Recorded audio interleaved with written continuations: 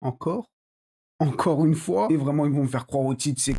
Et limite, quand je dis au titre, c'est au pluriel, avec un X et un S. C'est quoi ce match encore? Le Bayern, 21 matchs. 21 matchs qu'ils étaient invaincus, 20 victoires. Et là, ils arrivent à l'Emirates.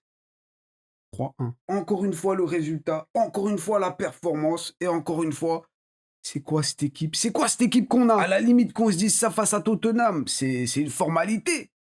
Mais le Bayern, c'est une toute autre bête. On me dit dans l'oreillette que le Bayern, cette saison, ils ont marqué au moins 2 buts par match.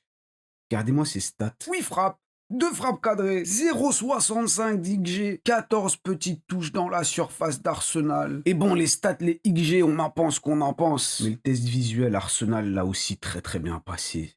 On était juste au-dessus, faut le dire. Harry Kane qui nous aime particulièrement bien. Ah, il aime ça, hein. Ouais, pas une seule frappe. Il était complètement muet, invisible, tout comme Olysée en vrai, Gnabry, un ancien de chez nous. Voilà. Offensivement, je pense que du côté du Bayern, le meilleur, c'était Karl. Lennart Karl, dont Falk nous avait parlé, mais qu'est-ce que tu veux faire? Qu'est-ce que tu veux qu'il fasse? Il a que 17 ans. Encore un match où Arsenal fait en sorte que son adversaire n'arrive à rien. Et vous savez, je suis un gunner, je suis supporter de ce club. Mais limite, j'étais déçu. J'étais déçu du Bayern. Je m'attendais à une opposition un peu plus corsée. Je m'attendais sérieusement à regarder le match un peu plus avec les fesses serrées, avec un peu plus de transpiration. Mais comme j'ai dit, Arsenal, je sais pas ce qu'ils ont actuellement. Mais ils font en sorte que leur adversaire n'arrive à rien, tout simplement. Certains pourraient dire c'est le Bayern qui était pas dans un grand soir. Je crois juste que Arsenal, actuellement, ils sont juste trop forts. De là, j'irai pas à dire qu'on est la meilleure équipe d'Europe, parce que la meilleure équipe d'Europe, ça soulève un trophée. Pour l'instant, on n'a rien. On ne soulève rien. Mais j'ai pas envie d'y croire. J'ai pas envie d'y croire parce que j'ai pas envie de finir déçu. Vous savez, le football, c'est très cruel. La vie est sans pitié, mais quand tu vois tout ça, comment ne pas croire? Et vraiment, vous avez intérêt à ramener de l'or, parce que si vous faites tout ça pour qu'à la fin, on se retrouve à être deuxième partout, cette équipe mérite, ces joueurs méritent, ils sont quasiment tous dans la forme de leur vie, et vous savez quoi, on va jouer à un petit jeu. Je vais vous montrer des images, et vous allez me dire ce que vous ressentez. Première image, deuxième image, et j'ai pas envie de vous influencer sur ce que vous ressentez, mais 15 millions.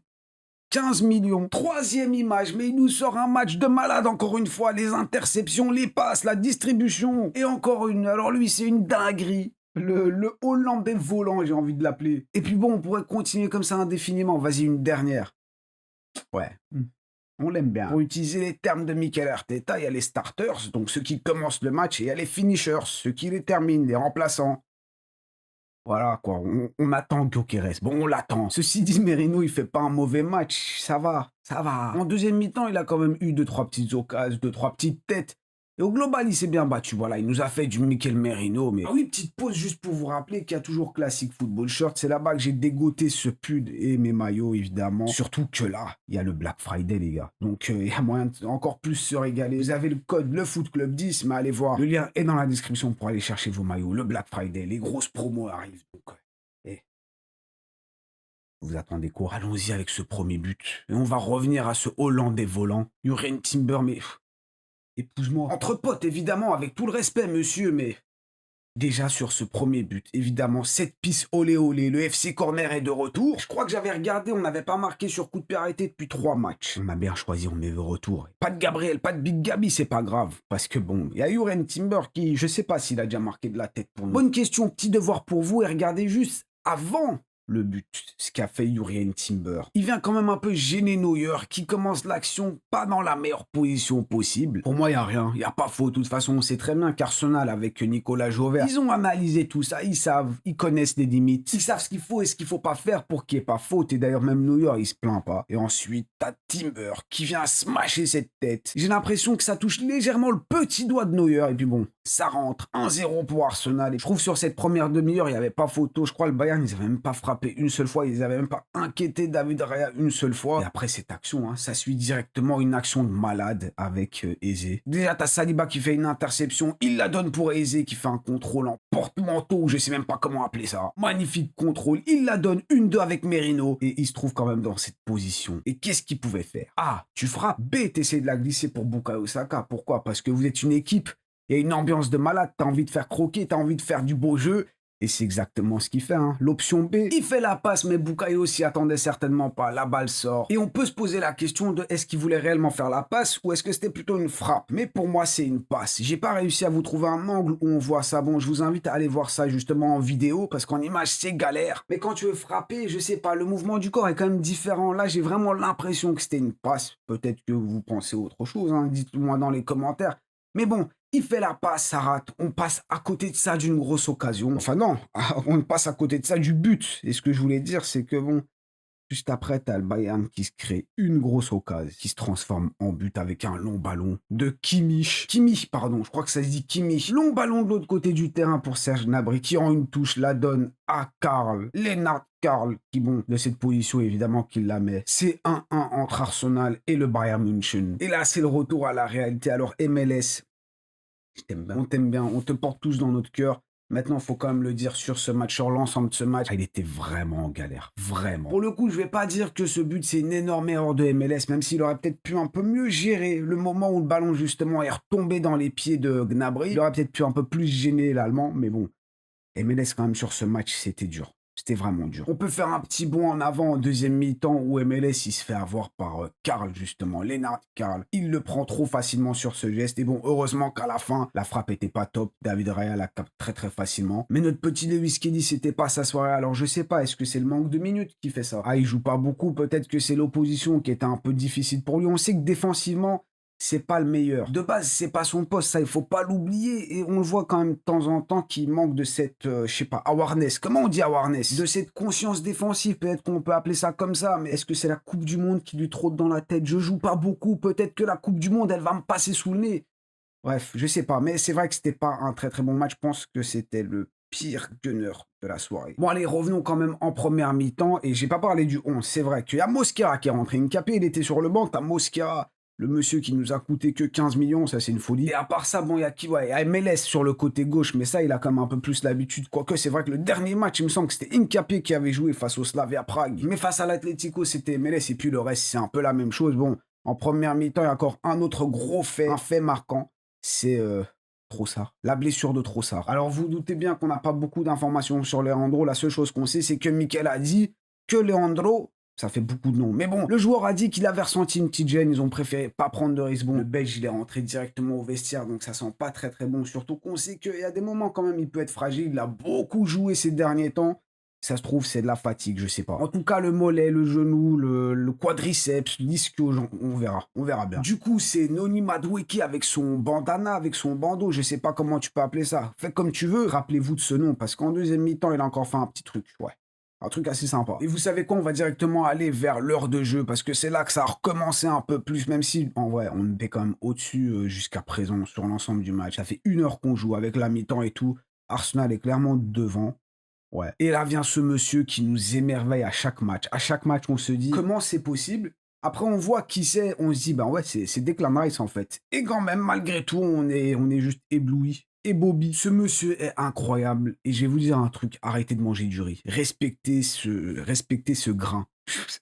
Declan le grain, il est incroyable. Vous ne mangerez plus cette graine, ce glucide, respectez-le, mais il est trop fort. Regardez-moi encore cette course de zinzin. C'est l'heure de jeu et vous doutez bien que le mec, il a déjà beaucoup couru. Et il nous fait encore cette course. Il se retrouve devant Manuel Neuer. Il tire, bon, malheureusement, Neuer, du bout du pied qu'il l'arrête. Ça va encore bondir sur Saka qui arrive pas à la prendre, je crois. Et il a même pas terminé, c'est ça le pire, parce que le meilleur reste à venir. Quelques minutes plus tard, t'as Bukayo Saka et MLS qui cèdent leur place. Calafiori et Martinelli qui rentrent. Et les deux, en vrai, ils vont être encore décisifs. C'est ça qui est incroyable. Mais Declan Rice, il prend quoi? Il prend le...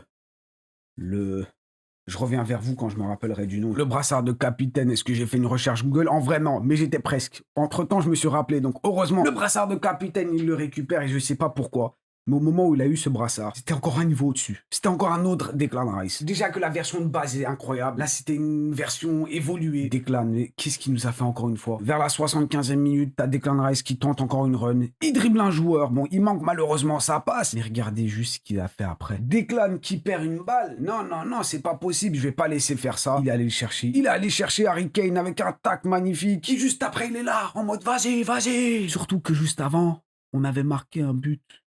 C'était 2-1 déjà pour Arsenal à ce moment. Ou pas Mécano qui manque sa passe. Et c'est qui la récupère? C'est Declan Rice qui vient trouver Eze. Calafiori qui fait l'appel. Centre pour Monsieur Noni Madueke qui la met évidemment. Premier but pour Arsenal. Premier but en Ligue des Champions pour ce monsieur.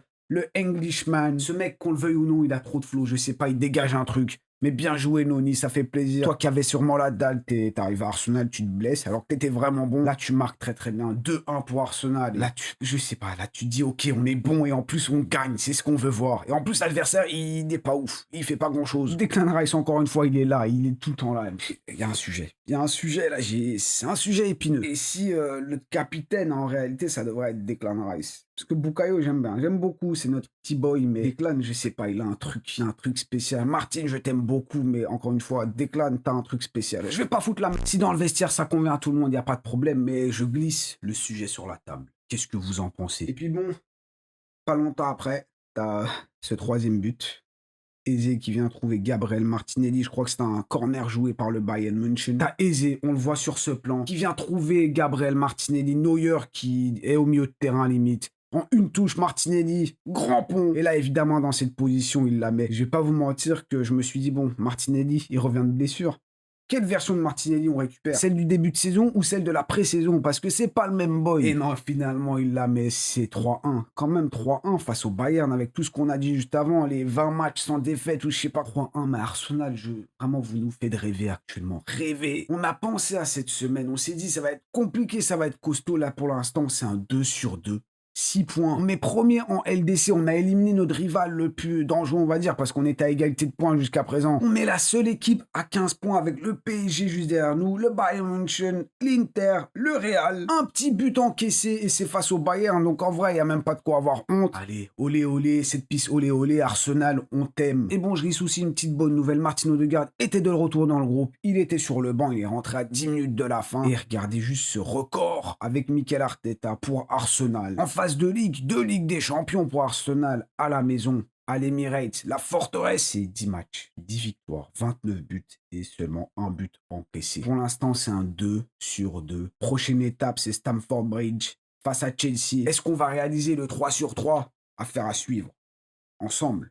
Comme d'habitude. Et avant de vous laisser mettre vos impressions de ce match dans les commentaires, juste, je suis tombé sur Joshua Kimmich qui, bon, j'ai pas trop aimé sa déclaration d'après-match, je vais pas vous mentir. Je pense que le PSG a été notre adversaire le plus coriace. Arsenal est complètement différent. Ils misent sur les coups de pied arrêtés, ils adorent jouer long. Contre le PSG, c'est davantage un match de football. Aujourd'hui, il ne s'agissait pas tant de football que de gestion du match. Je sais pas ce que vous en pensez, je suis un peu déçu. En vrai, je suis un peu déçu. Je sais pas, peut-être que je suis pas à 100% objectif, hein, c'est totalement possible, mais j'ai vraiment eu cette impression qu'on était au-dessus. Ils étaient moins bons que nous, il y a rien à dire. J'ai vraiment beaucoup aimé ce qu'on a fait. On continue avec un jeu beaucoup plus direct. On arrête de chipoter. D'ailleurs, la possession, c'est le Bayern qui l'avait. Nous, les ballons qu'on donnait, Zubimendi, à un moment donné, il t'envoie un ballon sans se poser de questions. Saliba aussi, la distribution qu'il a eue. En fait, j'aime beaucoup ce jeu rapide, ce jeu direct. Et pour moi, ça, c'est du football. Le football, c'est pas tu fais la passe et t'attends qu'il y ait une petite ouverture et tu frappes qu'une seule fois dans le match. Non, on veut pas voir ça. Donc dites-moi ce que vous pensez de cette déclaration. Peut-être qu'elle a été sortie de son contexte, peut-être qu'il l'a pas dit comme ça a été peut-être mal traduit, j'en sais rien. Mais bon, Joshua,